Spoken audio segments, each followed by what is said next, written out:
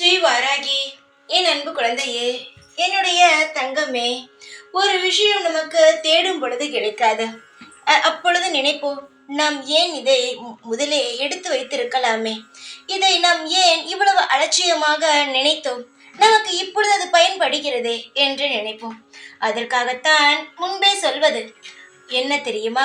எதுவாக இருந்தாலும் அதை கண்ணும் கருத்துமாக பார்த்து கொள்ளுங்கள், அது ஏதோ ஒரு நாள் உபயோகப்படும் என்பதை. அதை சிலர் புரிந்து கொள்வதே கிடையாது.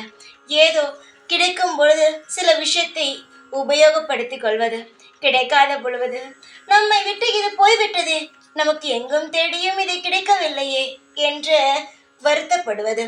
வருத்தப்படாமல் நமக்கு கிடைக்கும் பொழுதே அதை தக்க வைத்துக் கொள்ள வேண்டும். முதலில் அனைவரும் இதை தெரிந்து கொள்ளுங்கள். எப்பேற்பட்ட விஷயமாக இருந்தாலும் அது நமக்கு தேவைப்படும். தேவைப்படாதது எதுவுமே இருக்காது. அதனால் எது உன் கையில் ஒரு பொருளாக இருக்கட்டும், ஒரு உயிராக இருக்கட்டும், அது எதுவாக இருந்தாலும் அதை நீ முதலில் தக்க வைத்துக்கொள்.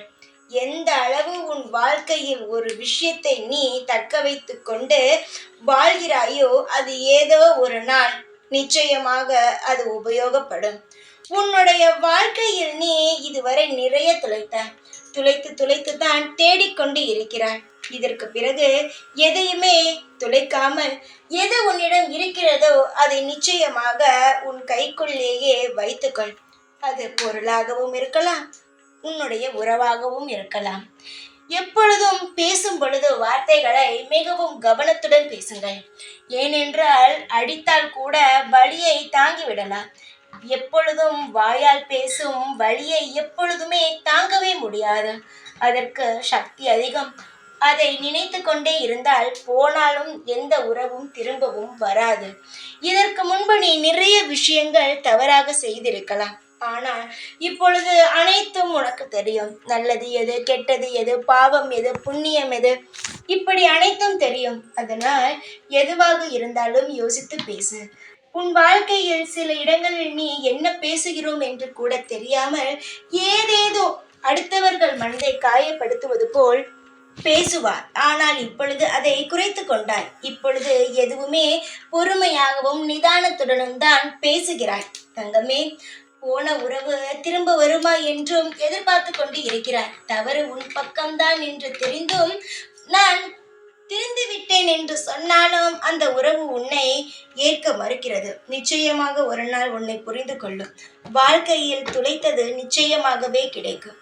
உன் வாழ்க்கையில் நீ செய்த தவறை அனைத்தையுமே திருத்தி கொண்டாய்.